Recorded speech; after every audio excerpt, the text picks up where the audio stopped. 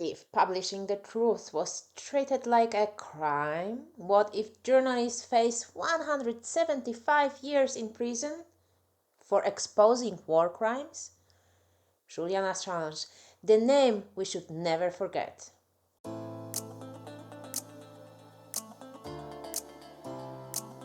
Welcome back to the People's Perspective, when we unpacked what matters, decoded for people who actually think.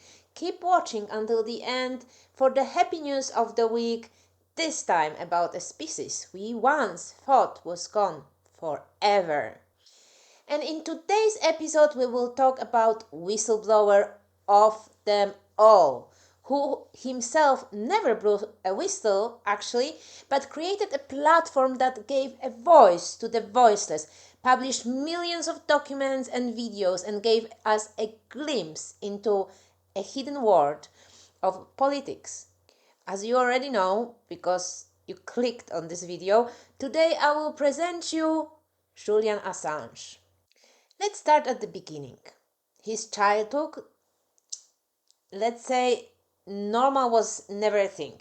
He was born in 1971 and his early years were a blur of separation, divorces, cult stepfathers, and more moves than traveling circus.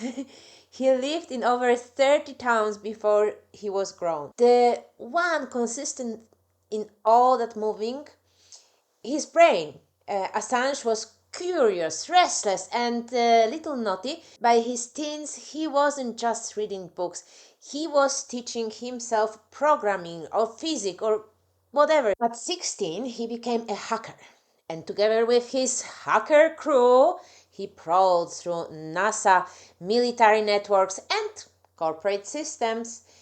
But he had a golden rule: don't damage, just explore. Like a polite burgle in a cyberspace. Of course, the police weren't amused. By the early 90s, he was charged with 31 hacking crimes. At one point, he was facing 290 years in prison. The case dragged on and dragged Julian down. He became so depressed that he himself checked into the psychiatrist hospital. But in 1996, the judge cut him a break. He gave a fine and a good behavior bond.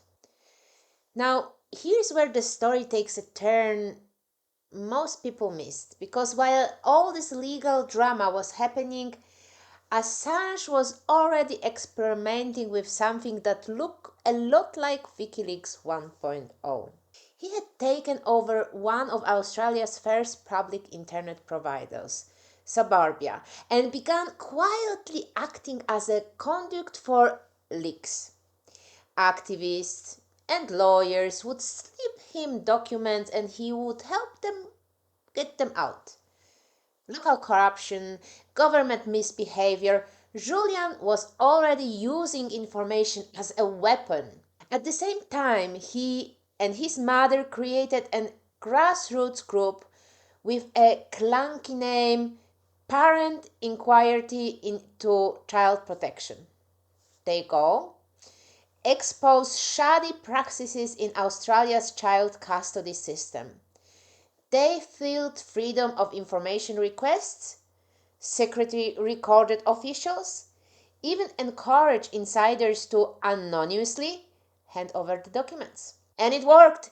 An internal manual, normally hidden away, leaked straight into their hands. One magazine later called it a low-tech rehearsal for WikiLeaks. So look, Julian wasn't just hacking computers anymore. He was hacking systems of power. He was learning that the information, when leaked strategically, could embarrass, destabilize, and even change institutions. And he was already thinking bigger. By 1996, he was floating an idea he called the Leaks Project. And just a few years later, he registered the domain leaks.org. He never used it, but the vision was there. So by the time Assange walked into the 2000s, the ingredients were already in place. His hacker skills, and obvious mistrust of authority, and a conviction that secrets shouldn't stay secret. WikiLeaks wasn't born out of nowhere, it was created in courtrooms, dusty basement with dial-up modems, and little activist groups fighting custody battles. So, here we are, in 2006, a year when Wikipedia sounded like a great idea and YouTube was just starting, when the internet was developing into what we thought, at the time, was a new free world. That was a nice time. And this is the year when WikiLeaks was created. In Julian's words, WikiLeaks is a great library built from the courage and sweat of many. A giant library of the world's most prosecuted documents, to which they just gave asylum. And they analyze them, and they promote them, and then obtain even more. Just the next year, in 2007, the world watched in horror as the pictures from Guantanamo Bay prison emerged, showing the horrific torture endured by prisoners of the Iraq War carried out by American soldiers. WikiLeaks not only published these photos, but also produced manuals and standard operating procedures guidelines on how to hide prisoners from the Red Cross, and even PR strategies to eliminate words like suicide or rename hunger strikes as voluntary fasting. And then 2010 hit. And WikiLeaks opened Pandora's box, and there were many who simply did not like it.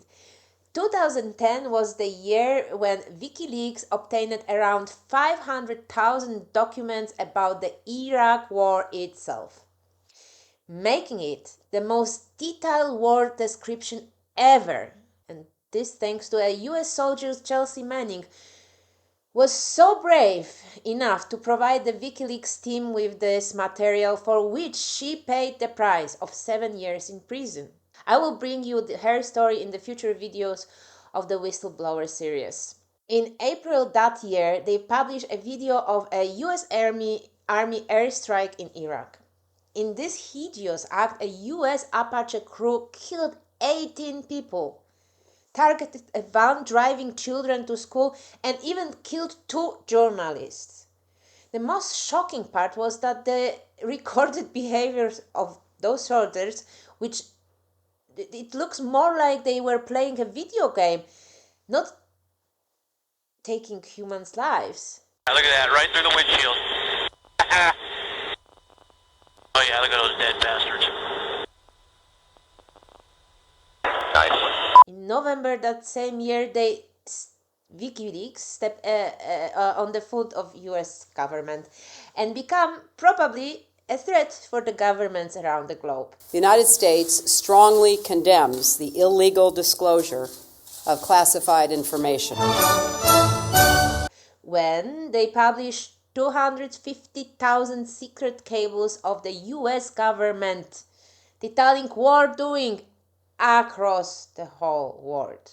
This both information, I remember, they went through all the world. I remember from covers from Polish newspapers at the time. But was it worth the repercussions which Julian would face? 2010 was also the year when everything started, when Julian Assange's fight with the legal system began. Firstly, Swedish authorities accused him of sexual abuse and were even seeking his extradition. These cases from Sweden dragged up until 2019, when the authorities dismissed them completely due to lack of evidence. And as this is already a long episode and there is still a lot of ahead, I will not go here into the details. 2010 as well, suddenly The US government wasn't just irritated with WikiLeaks, but they determined to make example of them. Prosecutors took out old Espionage Act from 1917, a law designed for spies and traitors, and set their sight on the publishers and journalists. The grand jury in Virginia quietly built its case. The FBI ran informants inside WikiLeaks. The NSA even added Assange to its manhunting timeline, the same list that tracked terrorists. Washington pressured its allies to open their own criminal cases. Officially, Assange was a publisher, but unofficially, he had become a fugitive. And yet, for years, no charges came. Under President Obama, the Department of Justice hesitated. The problem was obvious. If you charge Assange for publishing leaks, what about the New York Times or The Guardian? They published the same material. Prosecuting him meant putting journalism itself on trial. For all his administration hostility to whistleblowers, Obama never pulled that trigger. Trump, though, was another story. His CIA director Mark Pompeo rebranded WikiLeaks as a non-state hostile intelligence service. Prosecutors began drafting indictments. Some officials even floated offering Assange immunity until WikiLeaks dropped the Vault 7 files, exposing CIA cyber weapons. After that, negotiation ended, and by 2019, the Justice Department unveiled a sweeping indictment, 18 counts, including espionage. And so Julian legal limbo dropped on years in the Ecuadorian embassy in London, then 4 more in London's maximum security jail. United Nations described his treatment as psychological torture. Card after card. Wait, whether to extradite him to the US, where he faced 175 years. Through it all, neither Obama nor Trump nor Biden ended the case. Not one of them chose to say enough.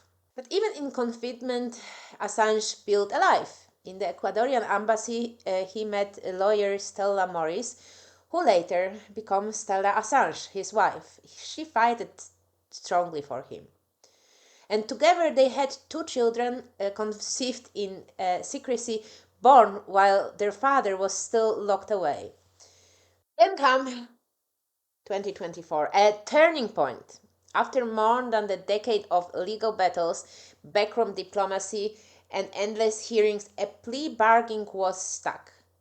Assange pled guilty to one charge under the Espionage Act, conspiracy to obtain and disclose national defense information. With that, he was sentenced to time already served. After 14 years of captivity, Julian Assange walked free. He flew home to Australia. The same man once branded a spy, a criminal, and even terrorist had finally returned, not as a broken prisoner, but as a husband and a father reunited with his family. In 2025, WikiLeaks is still online, and we can only hope they will once again shake the world. As we all see and feel now the wrongdoing of our and other governments.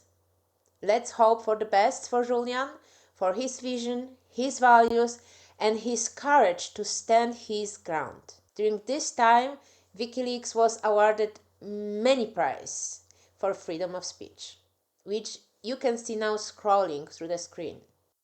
They were even nominated for 6 consecutive years for a Nobel Prize. And interesting, once they lost to the European Union, who received it for over 6 decades, contributing to the advancement of peace and reconciliation, democracy and human rights in Europe, which weren't held for Julian. Let's see what the future brings. hopefully we'll see more Assanges, Julian Assanges, and we will change the world, one document at a time.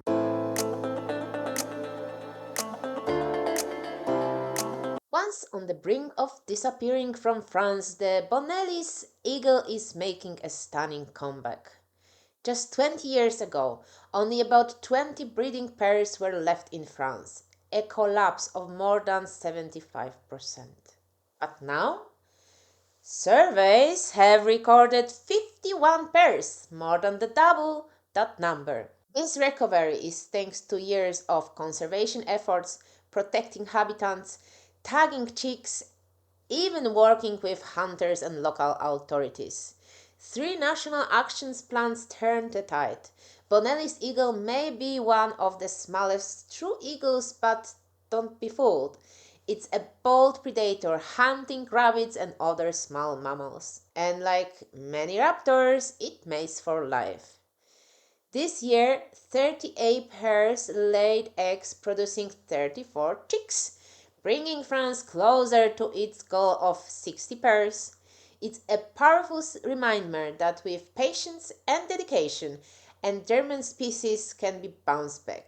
From collapse to comeback, the Bonelli's eagle has reclaimed its skies over southern France, a true conservation success story. Thank you for watching till the end, and as always, stay informed, stay engaged, and remember, knowledge is the key.